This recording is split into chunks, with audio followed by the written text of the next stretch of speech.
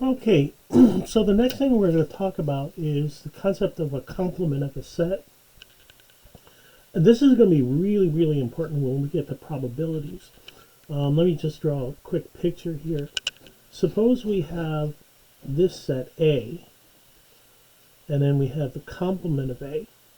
Now, when we talk about probabilities, if this is the probability of this happening, say 1/4 or 25%, this has to be 75%, right? Because the probabilities have to add up to be 1. This is going to be very, very important, very helpful in calculating certain types of things. So the complement of a set is just all the elements that are not in that set. So it's outside. So for example, if we took, let me change this over, suppose I tell you that we have a set of vowels again, and our universal set is a set of all, A through Z, English language, then graphically what that says is A is a set of vowels, but it lives in all the what? The English alphabet. So everything outside of here is not an A, an E, an I, an O, or a U. So for example, B is not in this set, but when you add them all, when you take the union of them, it all adds up to be the what?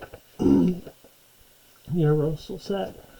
So the way I want you to think about it is the following. You have the universal set, which in this case is all the letters in the alphabet, and the complement just says take literally this set A and cut it out. And whatever is left over, that is this, is what we call the complement. So going to the next page. So what this is saying is, here's our set B, another example, so A through I, so that's I think the first 9 letters.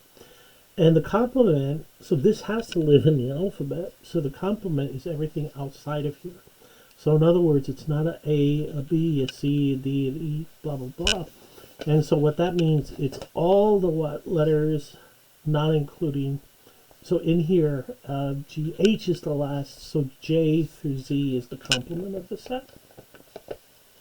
Now, when we're talking about the union of two sets and then take the complement, remember from algebra that, excuse me, that if you have parentheses, you have to do what's inside first, and then you could do the outside.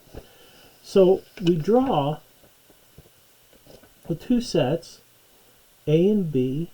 Now we find that the vowels, that there's an actual overlap, right? A, for example, is in there, E, I guess I would be as well. And then these guys live in the what? The universal set of all the letters in the alphabet. And so when we talk about, it's a good idea to look at, so if we look at, for example, the intersection of these two guys, these two sets, that means what is the overlap, right? And if I take the complement of that set, again, you have to do the stuff that's inside. We'll talk about the union in a second. This is a little easier to visualize. So I have to do the union, the intersection, which is this. Now, what does the complement mean? I take everything that's outside of that set, which means it's outside this little crescent. That would be the intersection and the complement. So in other words, this is the intersection. Everything that's not in there gets chucked out. So in other words, you could think of this as literally cutting this crescent shape out, and whatever is left over is the complement. So why is this of any importance? Well, I think it's rather telling right now. Let's move this up a little bit. Suppose I tell you that I have 100,000 people. That's my universal set. And what qualifies? I don't care. Who cares? Okay? So I have 100,000 people. And suppose I tell you that set A is the set of all people who have the Wuhan virus, that is the coronavirus. Suppose I tell you B is the set of all people who have common flow. Now here's the kicker. It is possible that you could have what? People that have the coronavirus and have the virus, which would mean the intersection here means that you have what? Both the coronavirus and the flu, which is not good because your immune system has been seriously compromised.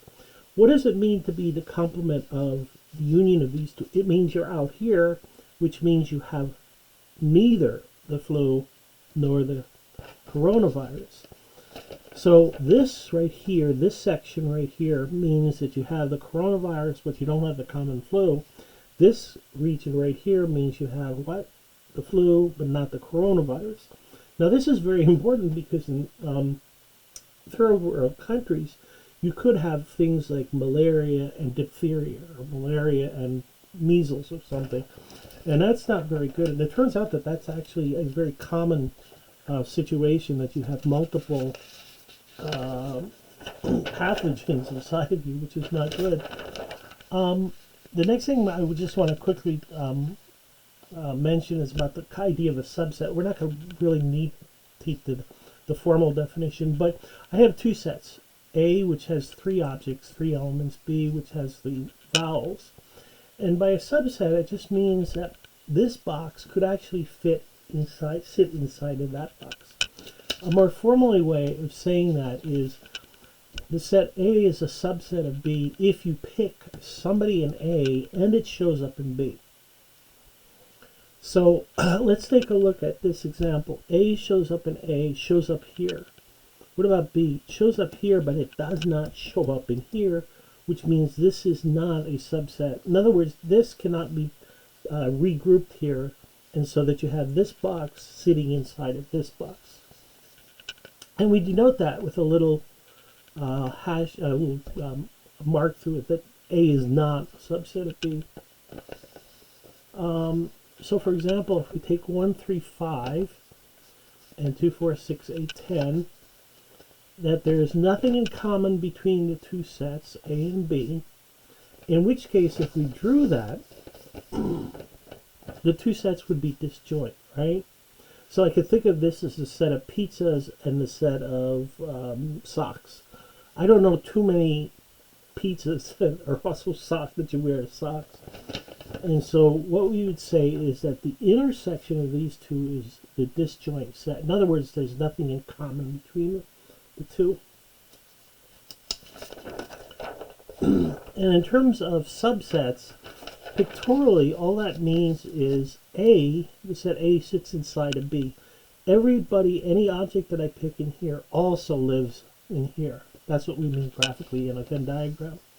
So for example, if I take 1 through 10 and I take the even numbers, if I pick a number here, it shows up here. If I pick an object here, it shows up here, etc. But definitely not the other way around, right? So what we would say pictorially is that the even numbers are a subset of the set B. All right, so we're finished with that.